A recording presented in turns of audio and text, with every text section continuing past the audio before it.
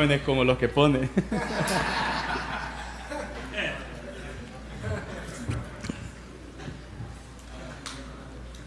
Muy bien. Lindo estar aquí y verles. Quiero hacer una observación. ¿Cuántos pastores hay aquí? Hay varios pastores. Varios pastores. Predican todos los domingos y todos los... Bien. ¿Cómo te sientes tú como pastor? Pregunto, es una pregunta un tanto retórica. ¿Me oyen allá atrás? ¿Cómo te sientes cuando tú estás predicando en medio de tu sermón? Tienes ahí a la congregación, estás predicando, quieres que la gente te oiga y alguien se pone de pie y sale. Y otro aquí y tal se pone de pie y sale. ¿Y cómo te gusta? ¿Cómo te sientes? Bien. ¿Das aplausos? Mal. No digo nada más. Al buen entendedor, pocas palabras. Pocas palabras. Hace años estuve en una conferencia de libros, precisamente en México. México lindo y querido. Y la conferencia era hasta el sábado en la mañana, como aquí.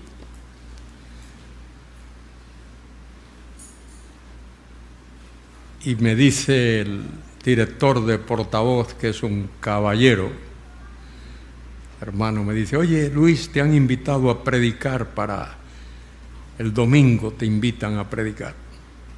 Bueno, le dije literalmente: tú eres el jefe, tú mandas, yo me someto a lo que tú digas. Domingo en la mañana fuimos a la iglesia, esta era una iglesia bautista, y comenzó la reunión. El pastor dirigió la música, cantaba todo lo que la fuerza de sus pulmones le permitían. Y tenían allí en la plataforma algo que yo nunca había visto. En España no. En España somos un poquito más conservadores para algunas cosas. Y había un coro de danzas. ¿Sabéis lo que es un coro de danzas? ¿Sabéis? Bueno, unos hermanos jóvenes allí en la plataforma y tocaban una música y tenían una especie de danza. Bueno, mientras cantábamos, yo miraba y alguien aquí se ponía de pie, otro allá, otro aquí, salían, entraban, tal. Y estaba un poco inquieto. Después de todo ese preliminar que duró más de media hora, quizá una hora, toda esa parte de música y de danza duró como una hora. Cuando el pastor me presenta, yo estaba sentado así, en el segundo banco, eran bancos. Tuve que caminar el trayecto y subir a la plataforma. En ese trayecto yo creo que iba orando: Señor, ¿qué digo? ¿Qué digo?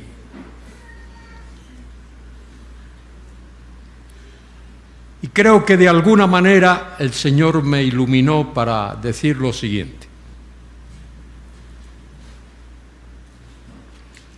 Dije algo así. Hemos estado 1 hora aquí diciéndole cosas a Dios a través del canto, oraciones, etc. Hemos invertido 1 hora diciéndole cosas a Dios. Y estoy segurísimo de que Dios, caballero como es,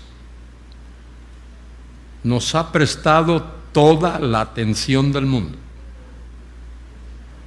Dios ha estado atento a todo lo que le hemos dicho.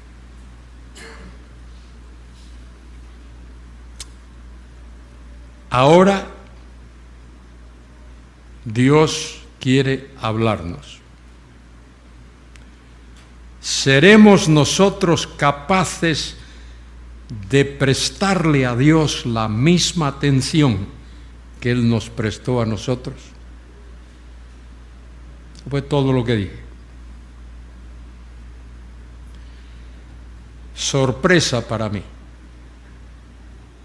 Nadie se movió de sus asientos. No es broma. Esto que estoy diciendo es muy serio, muy serio. No es broma. Nadie se movió, a nadie le dio ganas de ir a hacer pis. A nadie le entró sed. Y allí estuvieron.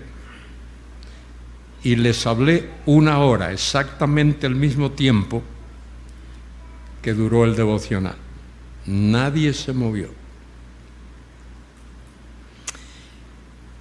Y yo no sé si tú eres predicador o no, pastor o no, no sé quién es, quién no es, pero lo que sí sé por experiencia es que cuando hay una congregación escuchando un sermón o una conferencia o algo, y alguien se pone de pie, tiene que salir, se pierde la concentración. De alguna manera ya no hay la misma atención que había antes. Una de las cosas que todos tenemos que aprender en la vida es la disciplina. Muy importante, la disciplina. Mire, hay cosas que a mí no me gusta hacer. Hay cosas que no haría si dependiese de mí. Las hago por disciplina.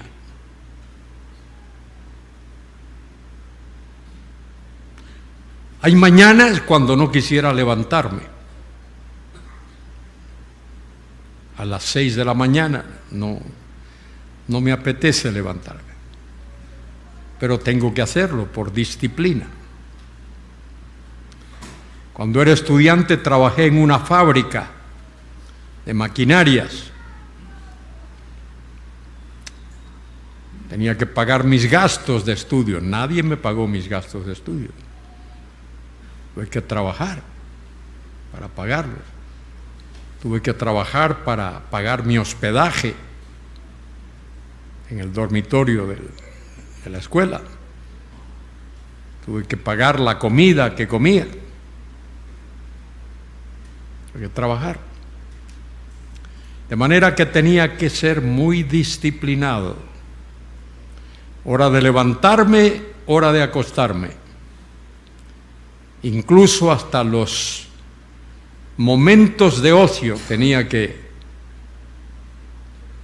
cronometrarlos para que el tiempo me rindiese. Y una de las cosas que hay que aprender en la vida es la disciplina. Algunos no aprenden disciplina. Bueno, sí, algunos la aprenden en el servicio militar. Allí el sargento te dice: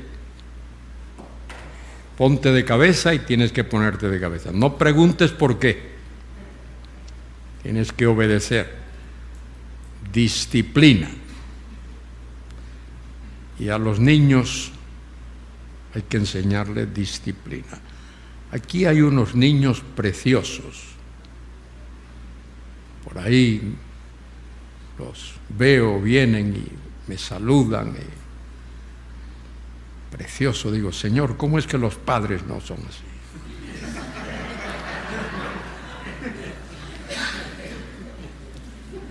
¿Cómo es que estos niños son tan guapos, tan atentos, tan preciosos? Y los papás no. Pero ahí están esos preciosos niños. Bueno, ese es mi consejo a vosotros. Practicad la disciplina. Esto te va a ayudar mucho en la vida, hasta el fin de tus días. Planea tus actividades, planea tus horas de descanso, ponlo ahí, en un horario para que lo hagas bien. Y en la iglesia enséñale a los hermanos. ¿Sabes lo que ocurre en las iglesias? Hay un grupo que siempre llega a tiempo. Hay otro grupo que nunca llega a tiempo. Y hay otro grupo que nunca llega. Ni a tiempo ni fuera de tiempo. Y cuando está el grupo que siempre llega a tiempo, el pastor le predica un sermón acerca de la puntualidad. A los que son puntuales les predica de la puntualidad. A los otros no, porque no están ahí. No llegan.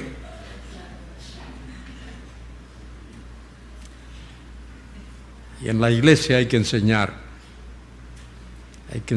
disciplina. Enseñarla. En la escuela dominical los maestros enseñen disciplina.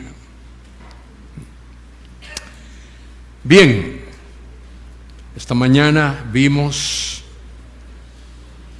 dos pasajes importantes sobre este tema. Vimos y sobre el tema que estamos estudiando, Cristo en el milenio, la gloria de Cristo en el milenio. De paso, había un profesor en el CETECA. CETECA es el seminario centroamericano allí en Guatemala. Yo fui rector del seminario 5 años. Había un profesor, Máximo Pérez, gran hermano, gran siervo de Dios, pastor. La clase de él comenzaba a las 8 de la mañana. Él pedía esa clase. A las 8 en punto cerraba la puerta del aula. El que no llegaba no entraba. A su clase nadie llegó tarde. Y algunos pastores se acostumbran a llegar tarde. Y eso es una mala costumbre. El pastor llega tarde, le enseña a los miembros que se puede llegar tarde. Y llegar antes de la hora. Antes de la hora. En mis clases siempre llegaba 15 minutos antes de la hora. Dar el ejemplo a mis alumnos. Y el pastor debe de dar el ejemplo. Si tú trabajas para ciertas empresas, no puedes.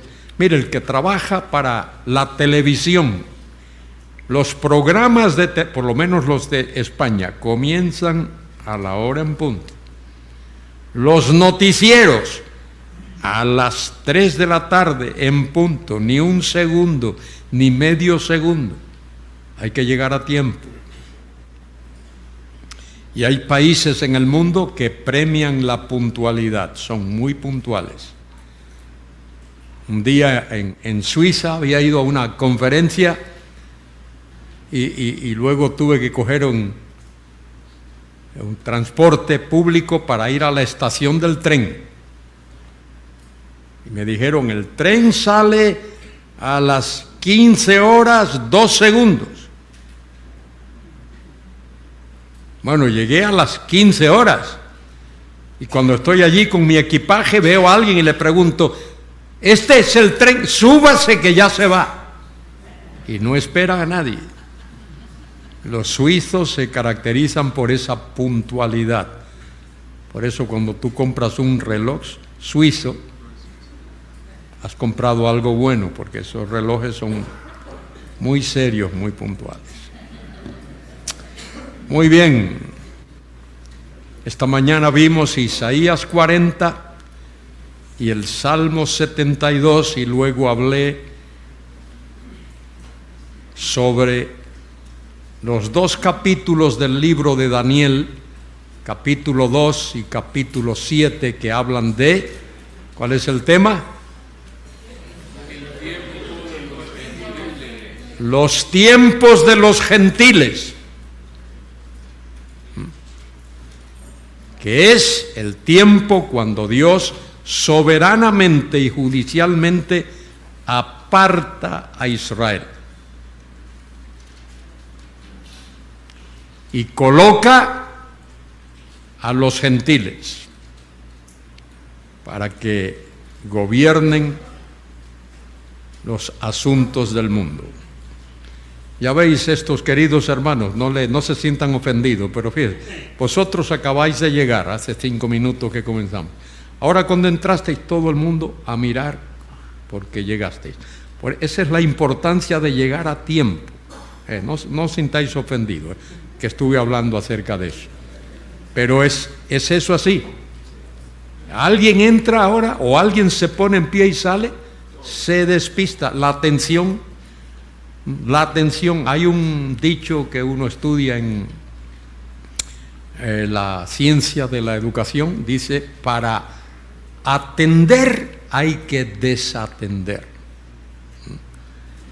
Para prestarle atención a algo, tú tienes que dejar de prestar atención a un montón de cosas. Y si algo te aparta tu atención, ya te desconcentras, porque así es nuestra estructura mental, así es como pensamos y así es como somos. Entonces, por eso la disciplina es tan importante, muy importante. Bien, por poco pierdo el tren para el aeropuerto. Allá en Suiza, porque el tren sale a la hora exacta, ni medio segundo más ni medio segundo menos, a la hora. Y no es, espérame que ahí voy, no, ahí no se espera a nadie, no se espera a nadie.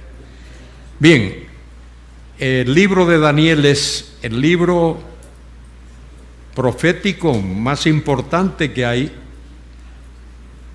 libro profético que tiene que ver con cuestiones escatológicas futuras. No hay libro más importante que el libro del profeta Daniel.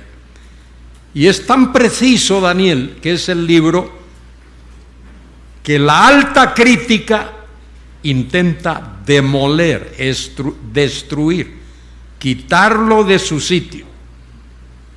Libro de Daniel. Ningún libro de la Biblia ha recibido más crítica que el libro de Daniel. La mayor parte de la crítica dice, Daniel no escribió ese libro. Ese libro lo escribió un impostor. Daniel no fue escrito en el año 525 antes de Cristo. Daniel fue escrito por el año 168 al 171 antes de Cristo. No fue Daniel el que lo escribió, Daniel histórico. Pero eso es lo que la crítica dice. Cristo se refirió a Daniel y lo llamó el profeta Daniel.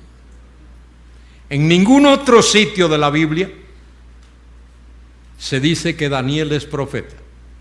Solo allí en Mateo 24:15, cuando Cristo dice, cuando veáis en el lugar santo la abominación desoladora de la que habló el profeta Daniel.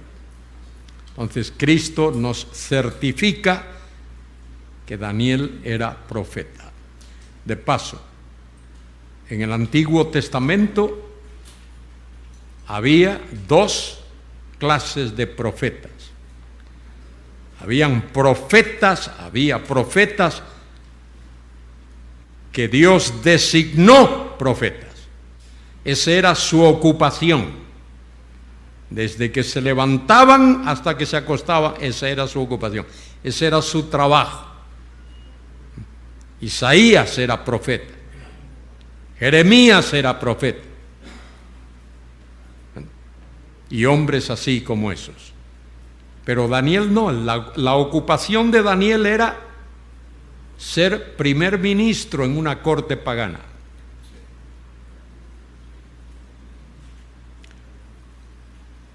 Entonces había profetas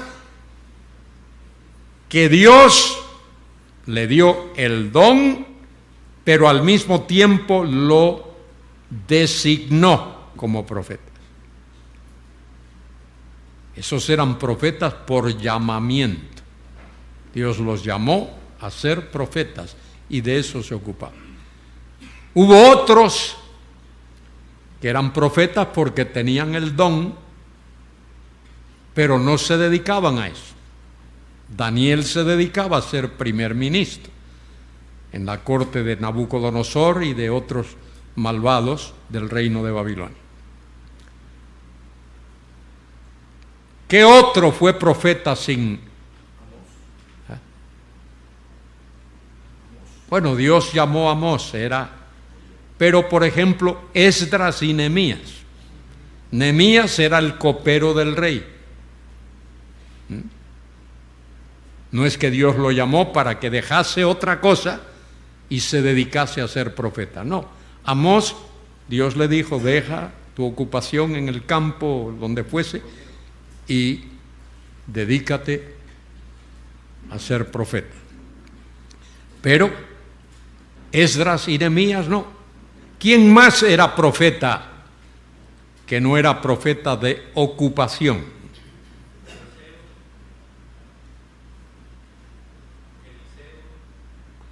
Eliseo fue llamado a ser profeta, Dios lo llamó. Di el ejemplo. Daniel era primer ministro en la corte. Nehemías era copero. Otro que era profeta, lo dice la Biblia, en Hechos 2, el rey David. ¿Cuál era la ocupación del rey David?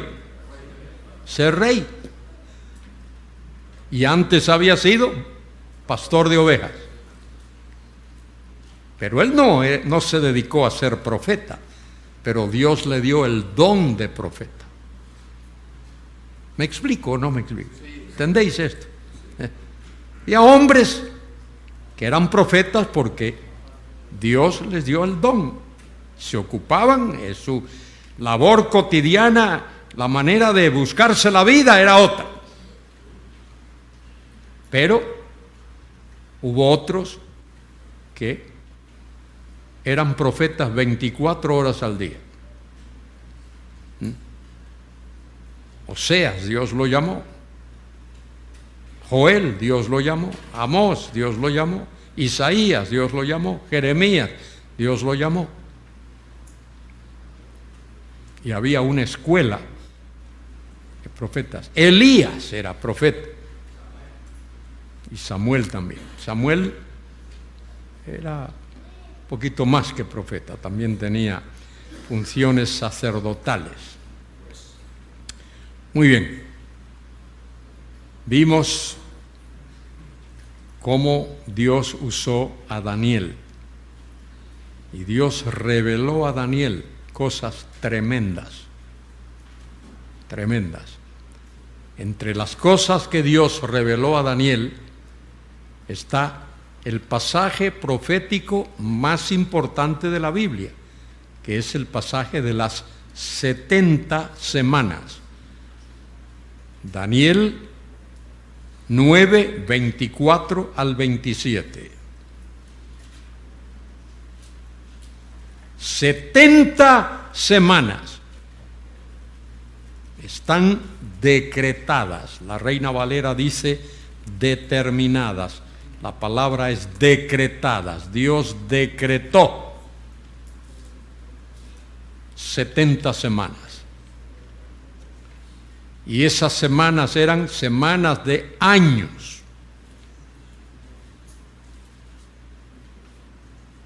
¿Cómo sabemos que eran semanas de años?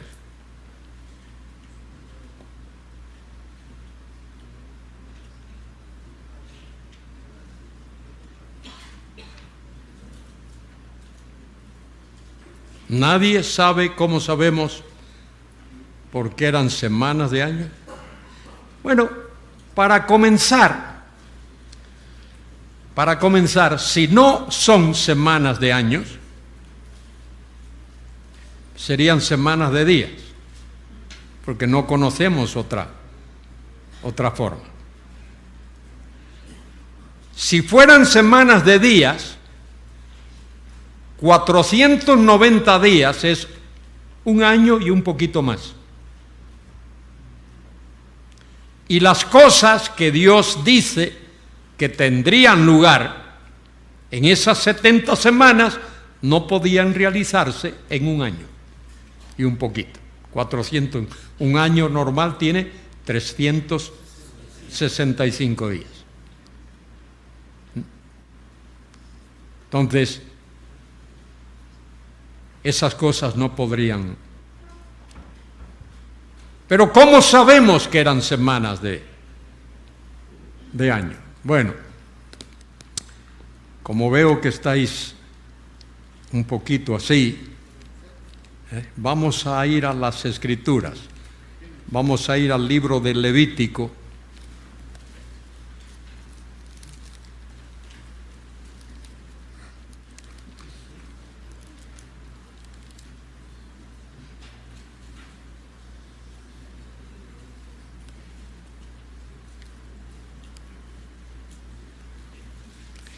Capítulo 25.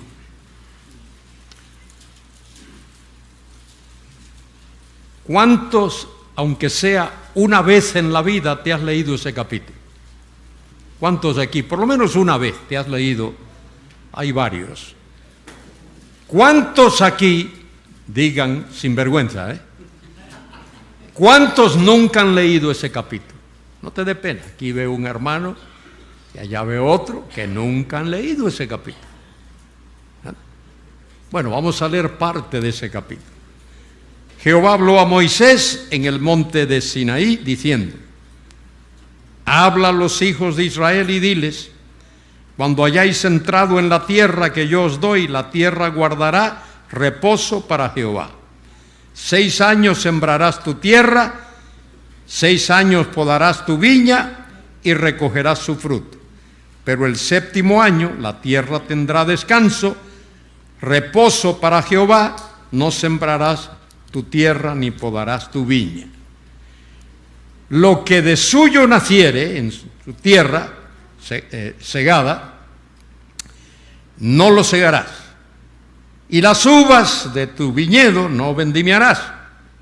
Año de reposo es para la tierra. Mas el descanso de la tierra te dará para comer a ti y a tu siervo, y a tu siervo, a tu criado, a tu extranjero que morare contigo, y a tu animal y a tu bestia que hubiere en tu tierra. Será todo el fruto de ella para comer. Versículo 8. Míralo, léelo, márcalo. Y no me digas otra vez en tu vida que tú no sabías que esto existía. Mira lo que dice ahí, versículo 8. Y contarás, ¿qué? 7 ¿qué? Entonces hay semana de años. Quizá para los hondureños no hay semana de años. Y para los gallegos tampoco allá tenemos semana de año. Pero para la cultura bíblica sí hay semana de año. Ahí lo dice, míralo ahí. Y contarás 7 semanas de año. 7 veces 7 años, de modo que los días de las 7 semanas de años vendrán a ser 49 años. Entonces Israel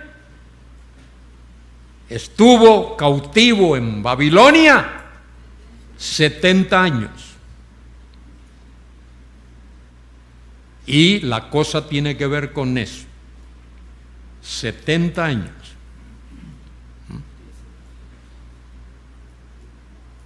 Y en función de eso es que Daniel está pensando. Daniel está pensando en función de años, no de días, de años. Eso es importante entenderlo. Y por eso en ese capítulo 9 de Daniel, cuando está hablando desde el versículo 24 en adelante, Daniel capítulo 9, versículo 24.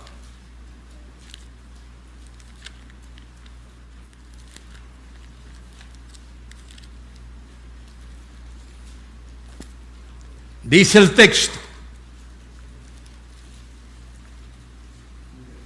70 semanas están determinadas. Determinadas es decretadas, designadas por Dios. 70 semanas están determinadas sobre ¿quién? ¿Cuál pueblo? Ese era el pueblo de Daniel. Cuando Dios le dice tu pueblo, Él no está pensando en otro pueblo que no sea Israel. Y sobre tu santa ciudad. ¿Cuál santa ciudad? Jerusalén. Daniel no está pensando en ninguna otra cosa. Y ahí le da 6 cosas que Dios va a hacer en 70 semanas de año.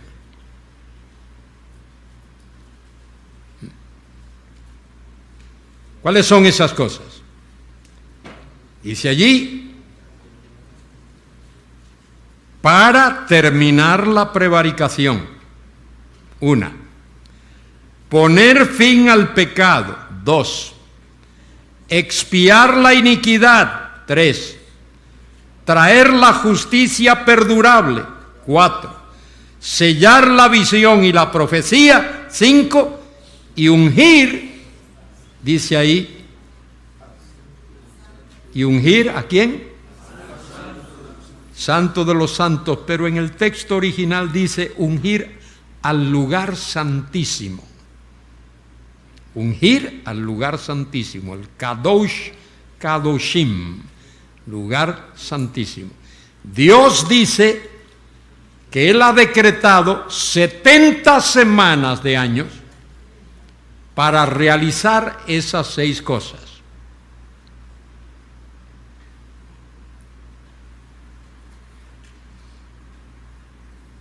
Bien, y ahora va a desglosar eso.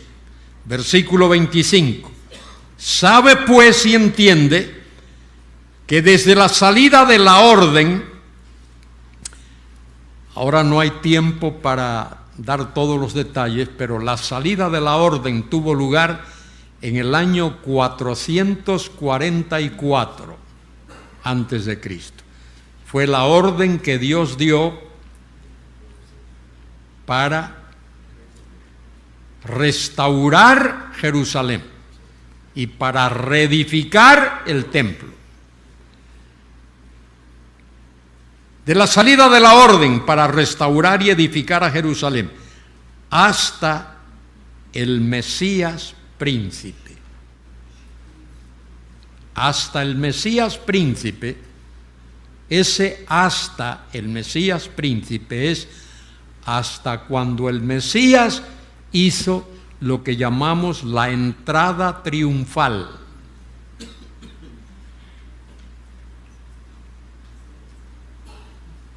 La entrada triunfal de Cristo en Jerusalén. Si usted busca en su Biblia, es más, sería bueno que lo buscase ya ahora. Zacarías 9:9.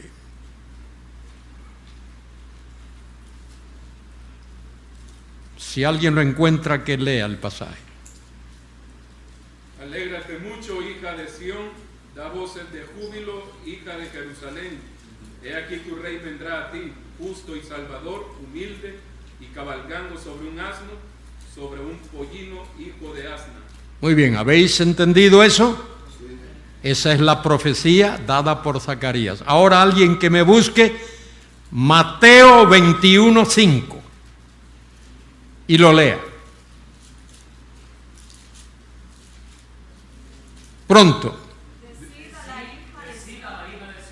Dele el privilegio a la dama, que ella...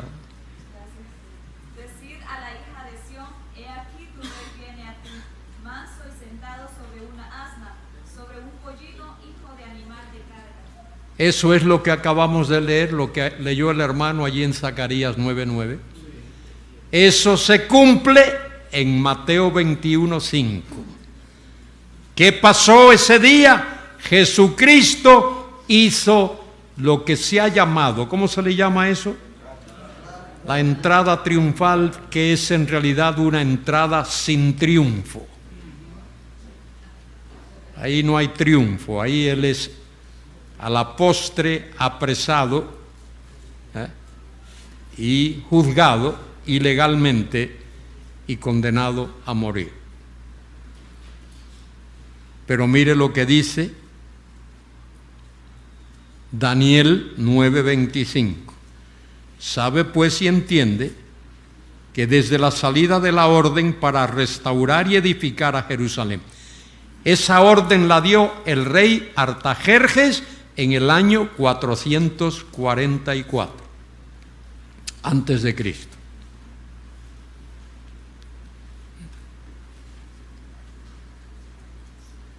Hasta el Mesías príncipe.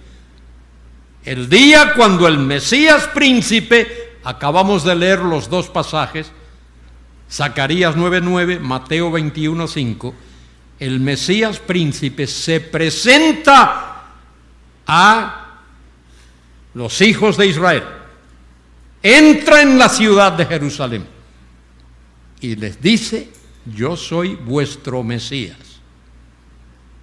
soy vuestro rey. Mire, si la nación de Israel hubiese recibido al Mesías, hay un autor que dice, si la nación se hubiese arrepentido 24 horas, el reino hubiese sido establecido en ese momento. ¿Qué hizo la nación? Rechazó al Mesías. El Sanedrín representaba a la nación.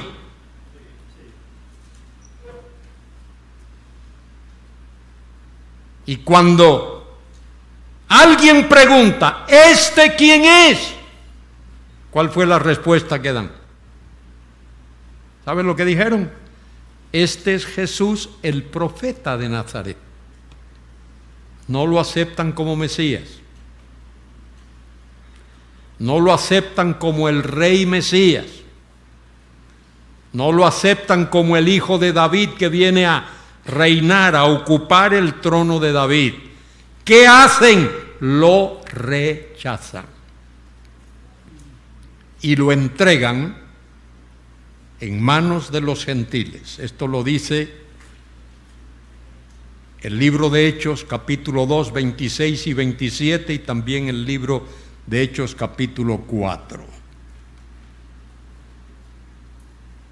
Y dice aquí, desde la salida de la orden para restaurar y edificar a Jerusalén, hasta el Mesías príncipe. Mire, hasta. el Mesías príncipe. Habrá 7 semanas y 62 semanas. ¿Cuánto es 7 más 62? ¿Cuánto? 69. De manera que, escuchen bien, cuando el Mesías entra en Jerusalén, ese día de su entrada se agotan esas 69 semanas. Ahí se cumple o se agotan las 69 semanas. De las 70 se agotan 69. Y el Mesías, Nagid, el Mesías enviado por Dios, el Mesías es crucificado. No dentro de la semana 69, porque esa se agota cuando Él entra, pero tampoco es crucificado dentro de la semana 70. Ahí hay, por fuerza, un paréntesis. Mírenlo aquí. Dice: 7 semanas y 62 semanas se volverá a edificar la plaza y el muro en tiempos angustiosos. Versículo 26. Dice: y después de, no dentro de, sino después de las 62 semanas. Si cuentas las 7 primeras, 7 más 62 son 69. Después de las 69 semanas, mire lo que ocurre: se quitará la vida al Mesías, mas no por sí. ¿Qué significa eso de mas no por sí? ¿Qué significa mas no por sí? Bueno, si uno lo lee así en castellano, uno diría, bueno, eso significa que el Mesías se suicidó. ¿Se suicidó el Mesías? No. Que algo. Bueno, para ahorrar tiempo, la expresión mas no por sí es una figura de dicción que significa literalmente no tendrá nada. Cero. No habrá conseguido nada. No habrá obtenido nada. ¿A qué se refiere eso? No habrá conseguido nada, no habrá obtenido nada. Bueno, en el contexto tiene que referirse al versículo 24, a las 6 cosas que leí despacito ahí para que la captaras. Terminar la prevaricación, 1. Poner fin al pecado, 2. Expiar la iniquidad, 3. Traer la justicia perdurable, 4. Sellar la visión y la profecía, 5. Y ungir al santo de los santos, o ungir al... De esas 6 cosas, el Mesías no consigue ninguna.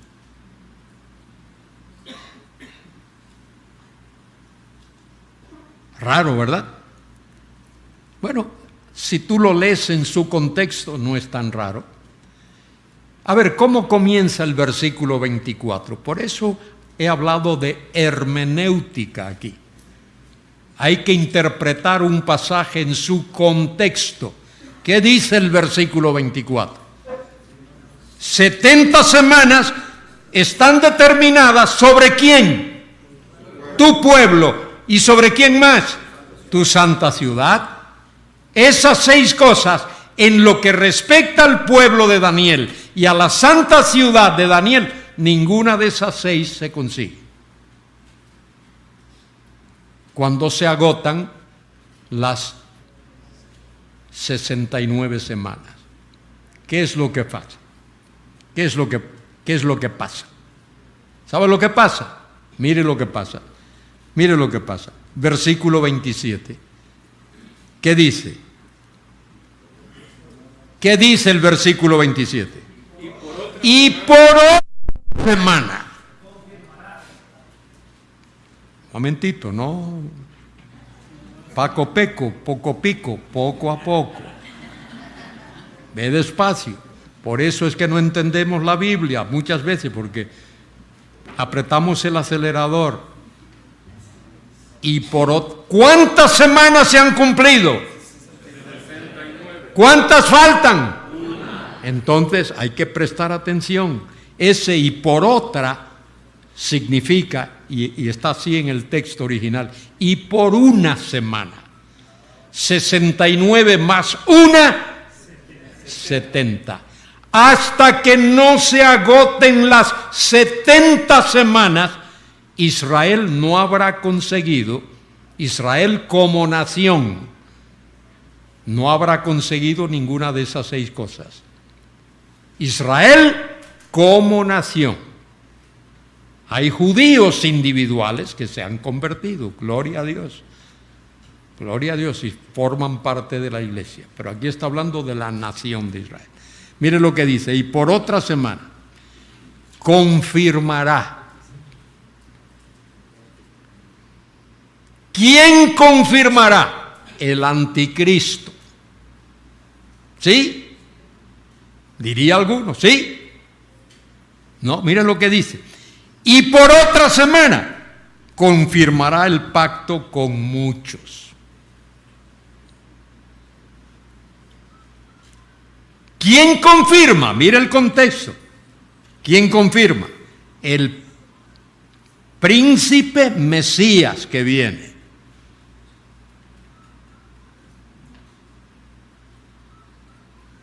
¿Confirma con Israel? ¿Qué decimos? Lea el texto. Y por otra semana confirmará el pacto con los muchos. Bueno, no quiero dejar dudas en vuestra mente. El que confirma el pacto con los muchos es ¿quién? Es el anticristo. Él es el que obliga a la nación de Israel a firmar un pacto.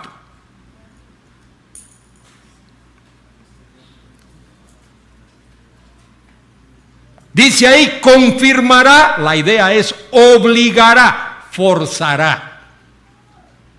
El anticristo va a obligar a Israel, a forzar a Israel, a obligar a Israel a concertar un pacto entre la nación de Israel y él, o él y la nación de Israel.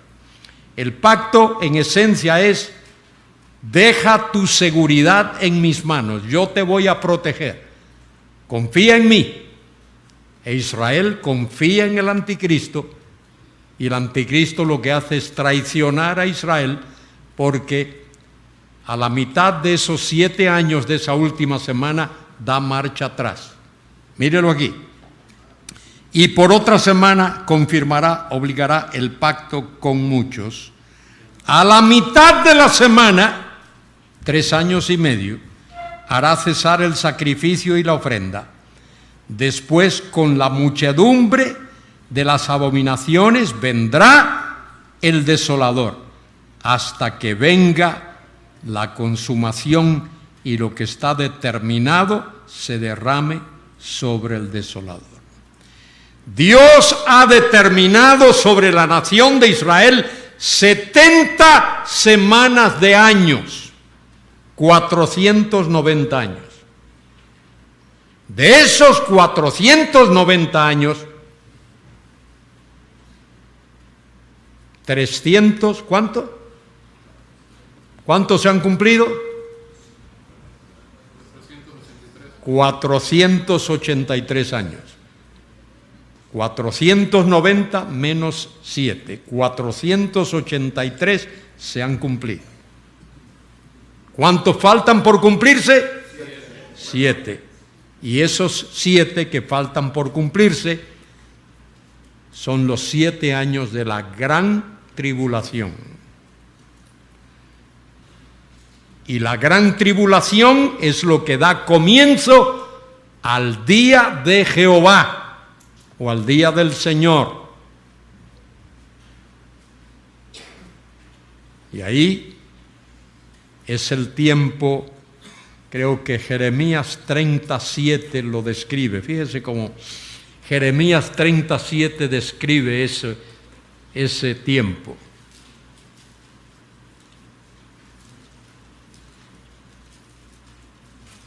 ¿Alguien lo lee? Cuán grande es aquel día, tanto que no hay otro semejante a él. Tiempo de angustia para Jacob, pero de ella será librado. Tiempo de angustia para Jacob. Jacob es la nación de Israel. Pero Dios va a librar a la nación de Israel.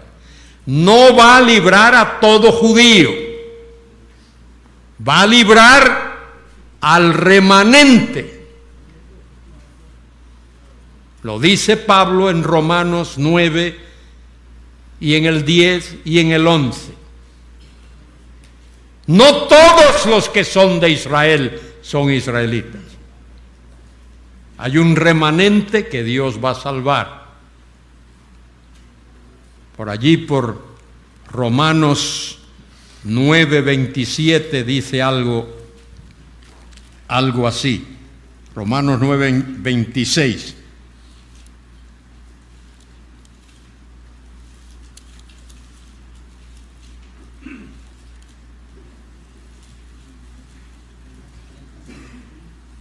Y en lugar de donde se le dijo, vosotros no sois pueblo mío, allí serán llamados hijos de Dios.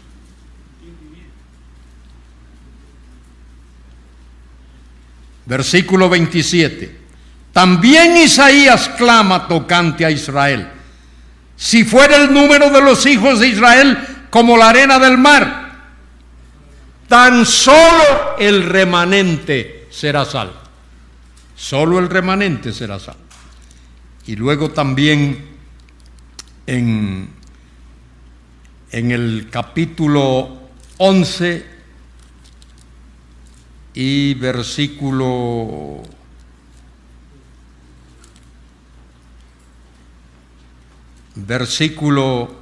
26. Y luego, ¿qué? Todo Israel será salvo. Muy bien. Todo Israel ahí equivale al remanente. Todo Israel equivale al remanente. Porque eso es los que quedan. Después, a mí me cuesta trabajo hablar cuando hay alguien más que habla. No puedo hablar. Si alguien tiene algo que decir, levante la mano y yo le cedo el tiempo. No hay problema, no me causa problema. Pero cuando uno habla, los demás callan. Bien, el otro texto que quería enseñaros está en el profeta Zacarías. Zacarías, capítulo 13.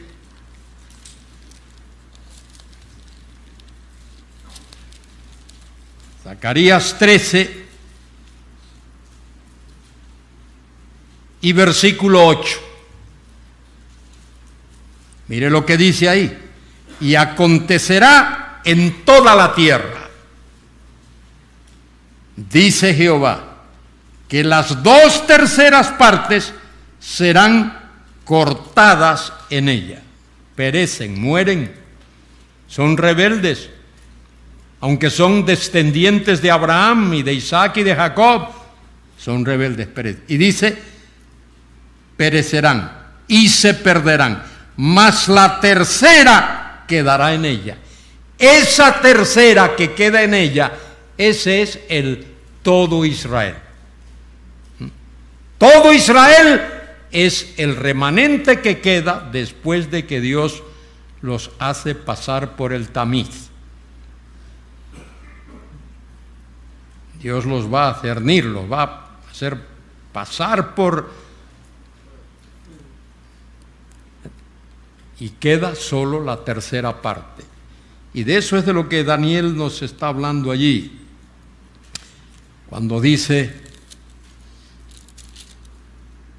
y por otra semana confirmará el pacto con muchos, a la mitad de la semana hará cesar el sacrificio y la ofrenda. Ese es el anticristo que ha invadido la tierra. Después, con la muchedumbre de las abominaciones, vendrá el desolador, el anticristo, hasta que venga la consumación y lo que está determinado se derrame sobre el desolador. Eso es lo que Dios va a hacer con esa nación, con ese pueblo. Viene tiempo de gran tribulación para ellos por su incredulidad, por su dureza de corazón. Usted va a la tierra de Israel hoy y la mayoría de las personas con las que se encuentran son agnósticos o ateos. La gran mayoría del pueblo judío allí en la tierra no creen en nada.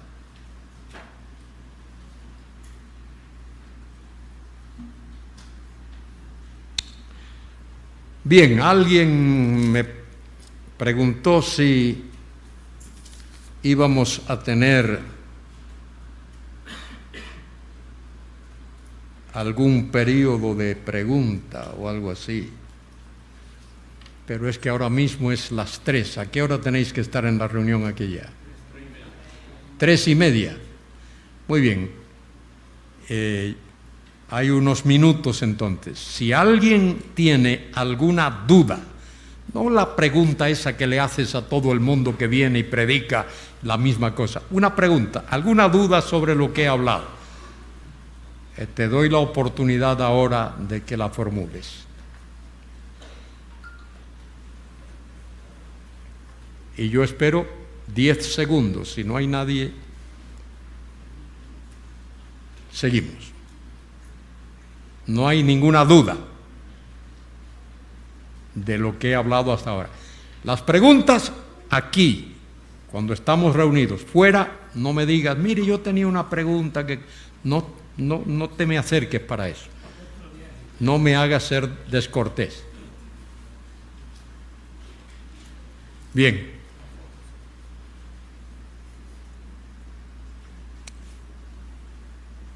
Decía hace un ratito que el libro de Daniel es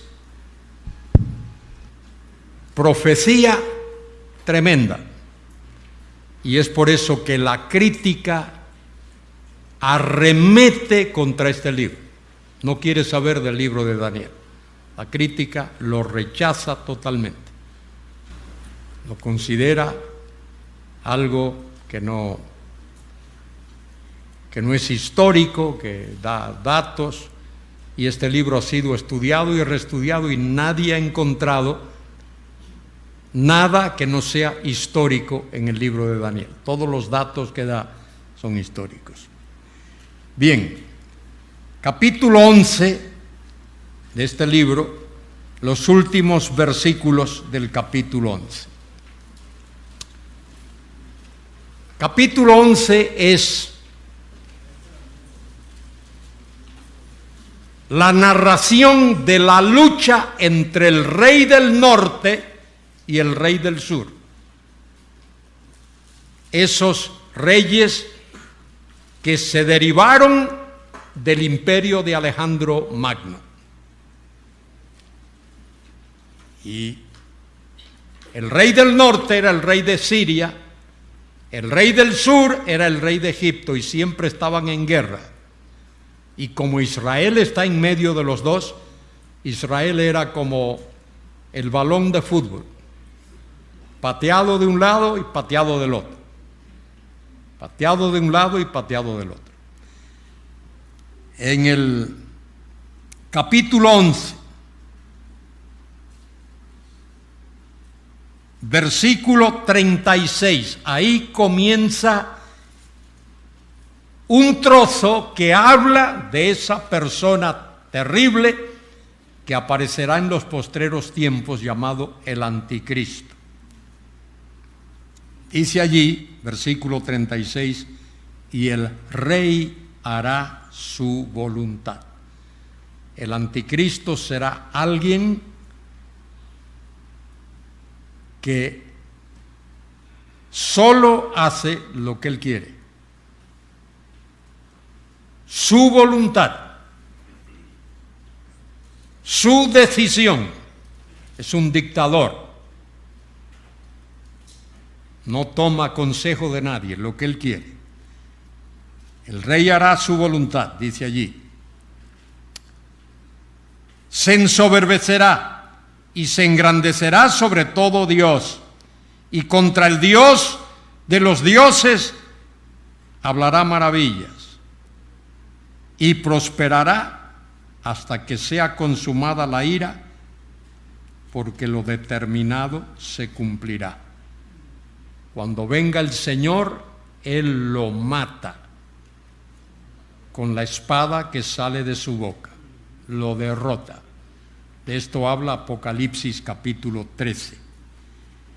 Del Dios de sus padres no hará caso, ni del amor de las mujeres. Esa es una frase un poco enigmática. Algunos han dicho, ¿qué será este, un homosexual o qué será? No se sabe, particularmente hoy día cuando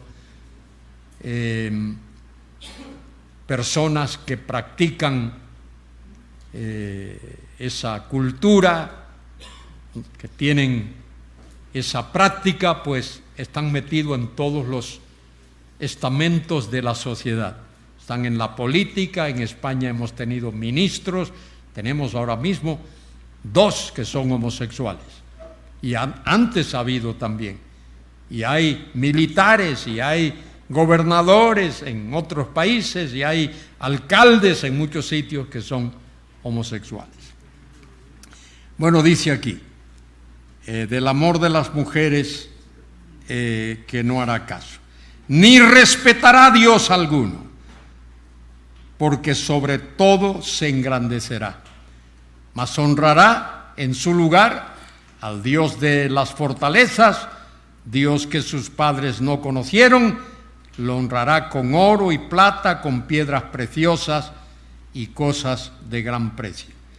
Algunos me preguntan muchas veces, ¿el Anticristo será un judío? Yo no sé. Sé que procederá del Imperio Romano, de lo que fue el Imperio Romano. Ahí lo dice en el capítulo 9, no sé si os disteis cuenta cuando leíamos en el capítulo 9, que habla del Anticristo, dice el príncipe que ha de venir. El príncipe que ha de venir destruirá la ciudad y el santuario. El príncipe que ha de venir destruirá la ciudad y el santuario. Bueno, el pueblo que destruyó la ciudad y el santuario fue el Imperio Romano. De manera que el príncipe que ha de venir saldrá de lo que en su tiempo fue y será el Imperio Romano. Si es de raza judía, no sé. Pero lo más probable es que sea un gentil. Porque Cristo dice, yo he venido en el nombre de mi Padre y no me recibís, otro vendrá en su propio nombre y a él recibiréis. De manera que lo más probable es que sea un gentil. Pero no te puedo decir, no te lo puedo asegurar. Bien, versículo 39 del capítulo 11 dice, con un Dios ajeno se hará de las fortalezas más inexpugnables y colmará de honores a los que le reconozcan y por precio repartirá la tierra. La tierra se refiere a la tierra de Israel. de manera que este individuo tendrá tanto poder que podrá repartir la tierra que Dios dio a la simiente de Abraham. Ahora dice versículo 40, pero al cabo del tiempo, el rey del sur contenderá contra él, y el rey del norte se levantará contra él. Rey del sur, sur de Israel. Rey del norte, al norte de Israel. Dos áreas de poder que existirá en los postreros días. Y el rey del norte se levantará contra él como una tempestad, con carros y gente de a caballo y muchas naves, y entrará por las tierras e inundará y pasará. Entrará a la tierra gloriosa es la nación de Israel. Y muchas provincias caerán, mas éstas escaparán de su mano. Edom y Moab, y la mayoría de los hijos de Amón. Eso tiene que ver con lo que hoy es Jordania. Extenderá su mano contra las tierras y no escapará el país de Egipto. Y se apoderarán de los tesoros de oro y de plata y de todas las cosas preciosas de Egipto. Y los de Libia y de Etiopía les seguirán. Y ahora viene esto muy significativo. Pero noticias del oriente y del norte. ¿Cuáles son las noticias del oriente? Según Apocalipsis 16, que se aproxima, se acerca un ejército de millones de soldados que viene del oriente, de la China, de Japón, de todos esos países orientales. Noticias del oriente y del norte. ¿Y qué noticias del norte lo atemorizan? Que el rey del norte, que seguramente se refiere a Rusia y a sus aliados, el ejército de ellos es destruido y no se sabe quién lo destruye. Eso lo leemos en Ezequiel 38 y 39. Allí se describe eso. Y eso lo atemoriza. ¿Quién destruye al rey del norte? Él dice, yo no lo hice. ¿Quién sería? Y eso lo atemoriza. Y lo atemoriza también el hecho de que viene una invasión del oriente, del este, de los países asiáticos. Recordad que el anticristo será el cabeza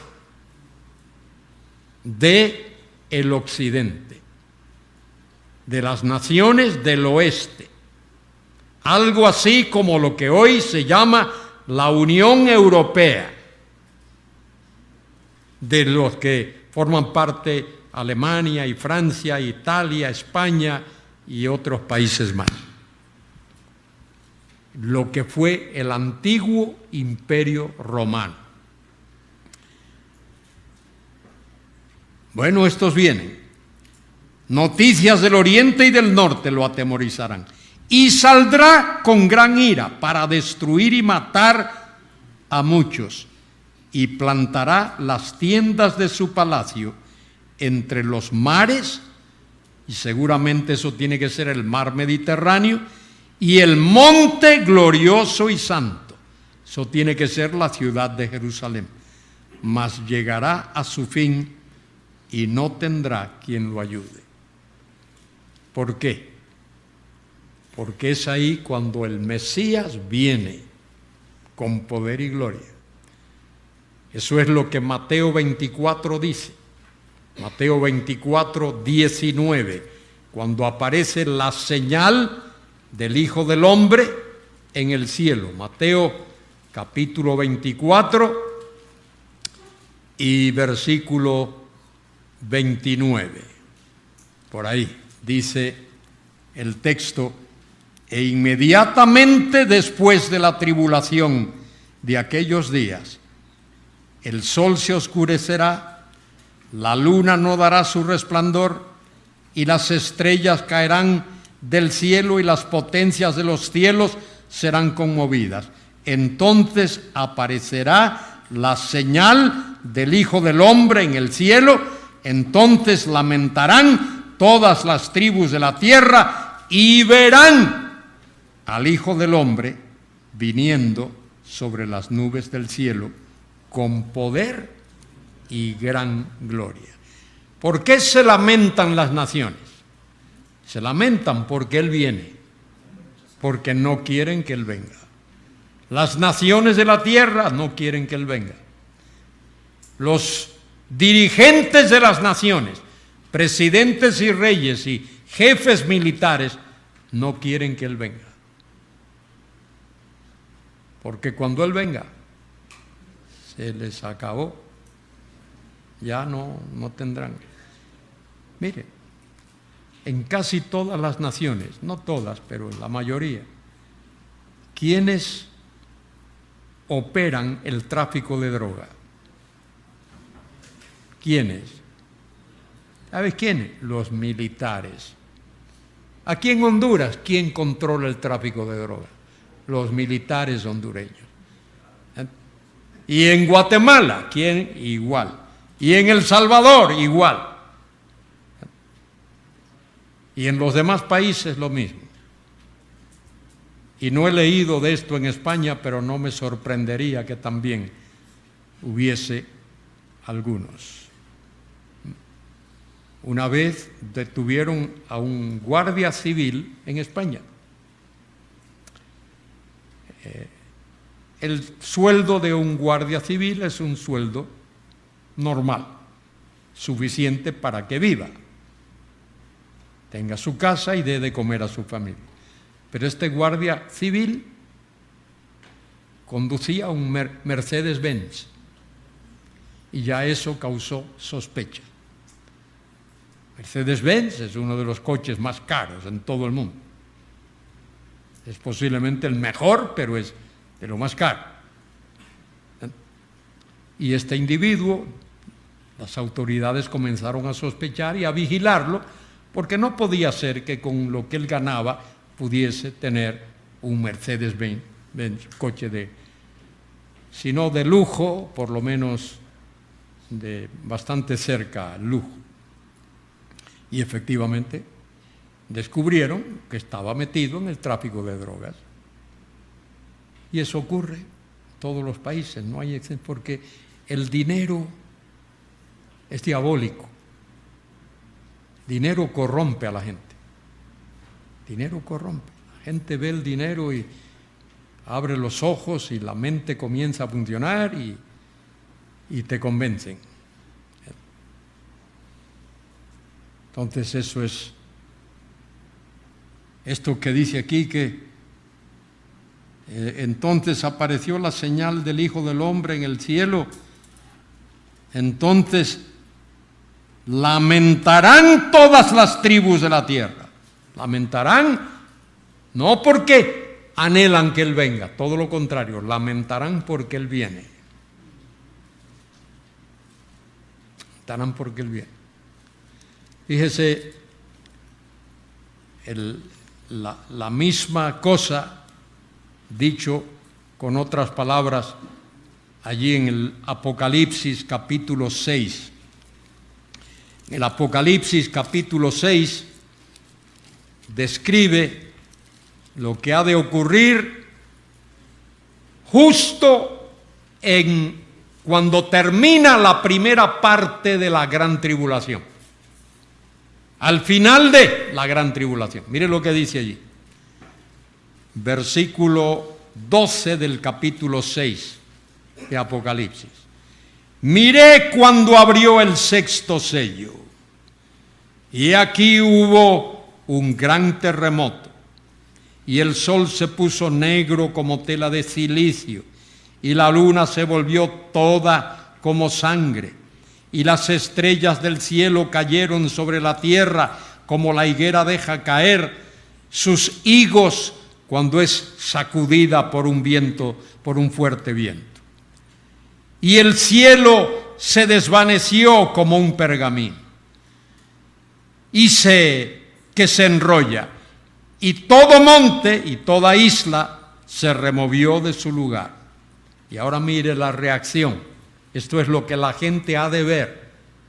Ve todo eso. Tremendos fenómenos. Algo insólito, algo no visto jamás. Mire la reacción de la gente. Versículo 15.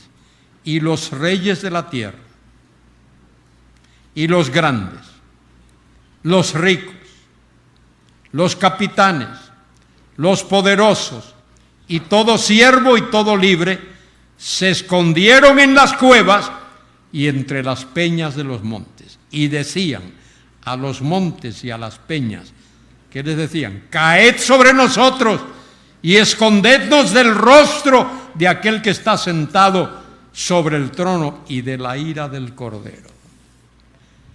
¿Cómo es que esa gente no se vuelve a Dios? Cuando ve esos fenómenos, esas cosas terribles que han de tener lugar, ¿por qué no caen de rodillas y le dicen a Dios, ten misericordia de nosotros, perdónanos? Nos arrepentimos. Mire lo que hacen. Miren lo que hacen. Decían a los montes y a las peñas, caed sobre nosotros y escondednos del rostro de aquel que está sentado sobre el trono y de la ira del Cordero. Y mire si saben, no son ignorantes, dice, porque el gran día de su ira ha llegado. Saben que eso que está ocurriendo es la ira de Dios. Mire, Señor, el que no quiere creer, no quiere creer. Y no hay quien le haga creer. No hay quien le haga creer. Por mucho que le digas y le expliques, cierra su mente. ¿Por qué le habló Cristo en parábolas a aquellos judíos? Porque habían oído tanto y tanto y tanto y tanto y no habían creído que el Señor tuvo misericordia de ellos y les habló en parábolas para que oyendo no oyesen y viendo no entendiesen, para que no tuviesen mayor condenación. Entre más alguien oye y oye y oye, si no acude a Dios, mayor será su condenación. Así será. Y esto es lo que tenemos aquí. El gran día de su ira ha llegado. Y fíjese cómo termina el capítulo 6, ¿cómo termina? ¿Cómo termina?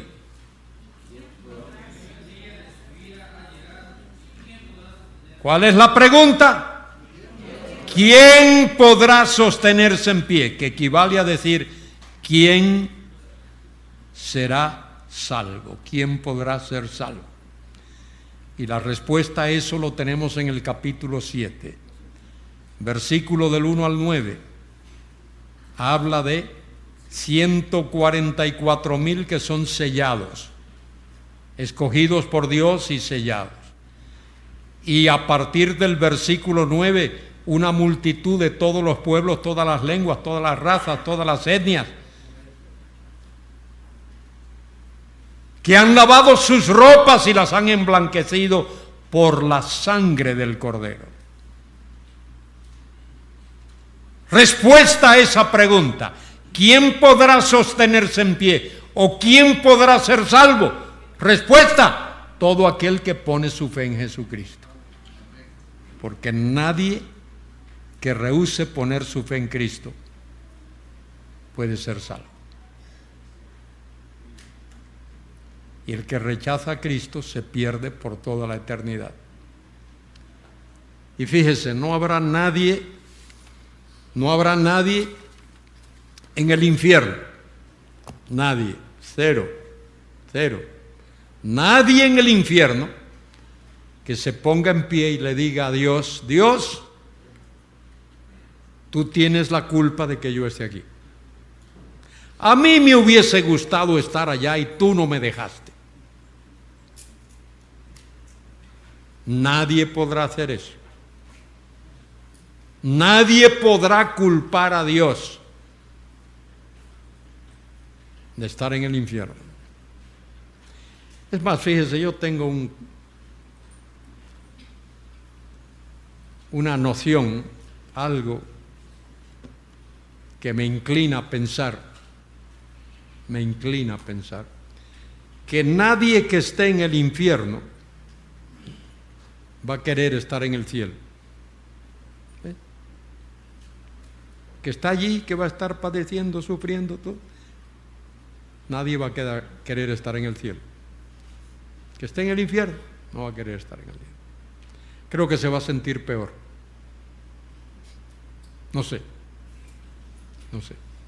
Pero no habrá nadie que esté en el infierno que va a decir, uy, a mí me hubiese gustado. Si Dios le ha dado oportunidad a todo el mundo. Dice la Escritura que el Evangelio ha llegado a todos los lugares. Eso lo dice Pablo, lo escribe Pablo allí a los romanos. Usted puede leerlo allí en el capítulo 10 de Romanos. Dice en el capítulo 10, versículo 9, que si confesares con tu boca que Jesús es el Señor y creyeres en tu corazón que Dios le levantó de los muertos, serás salvo. Porque con el corazón se cree para justicia, pero con la boca se confiesa para salvación. Pues la Escritura dice, todo aquel que en él creyere no será avergonzado.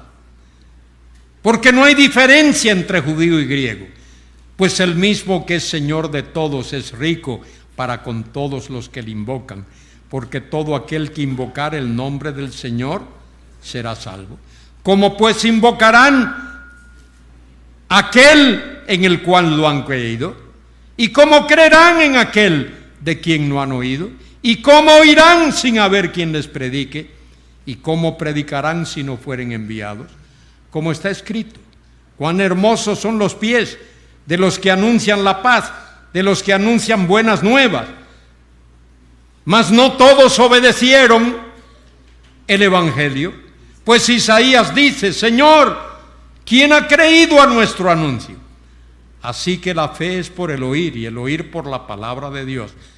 Pero digo, ¿no han oído? Mire lo que dice ahí, léalo.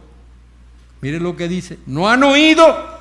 Antes bien, oiga lo que dice, por toda la tierra ha salido la voz de ellos, y hasta los fines de la tierra sus palabras. Tremendo. También digo, ¿no ha conocido esto Israel? Primeramente Moisés dice, yo os provocaré a celo con un pueblo que no es pueblo. Con pueblo insensato os provocaré a ira. E Isaías dice resueltamente, fui hallado de los que no me buscaban, me manifesté a los que no preguntaban por mí. Pero acerca de Israel dice, todo el día extendí mis manos a un pueblo rebelde y contradictor.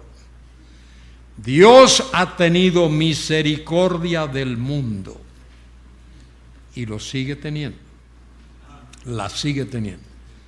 Dios ha tenido misericordia del mundo y la sigue teniendo.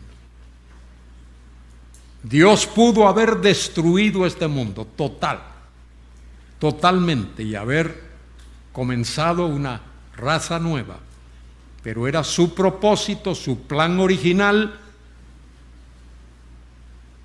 que la descendencia de Adán, pues el pueblo, la descendencia de Adán, el pueblo que habitase esta tierra. Y Dios salvó a 8 personas en el arca. Fíjese eso del arca. Ya se me acabó el tiempo. Pero fíjese en esto del arca. ¿Cuántos años estuvo Noé predicando?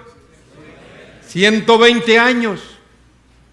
Ahí predicando, día tras día, tras día, tras día, construyendo aquella arca. Nadie creía. Y el arca, cuando comenzó a llover y a llover y a llover, el arca comenzó a flotar, a flotar. Y la gente seguía sin creer. Oiga, esto los evangelistas tienen que corregirse porque dicen que después del arca la gente tocaba la puerta. No es nada. Nadie, cuando el arca comenzó a flotar, nadie tocó la puerta del arca para que Noé le abriera y pudiesen entrar. Cuando Dios cerró la puerta, Dios la cerró. Ya, se acabó. Nadie quiso entrar.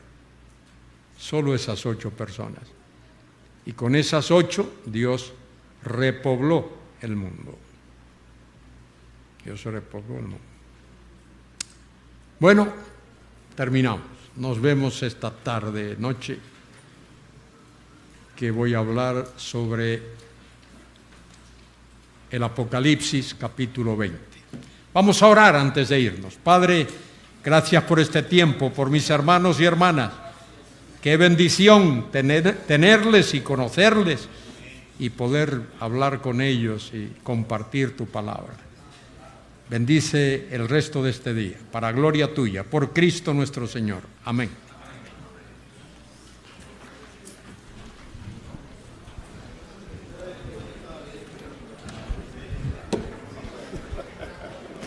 ¿Cómo estás tú? Gracias. Qué gusto verte. El gusto es mío. Qué gusto verte. Hermanos, solamente les recuerdo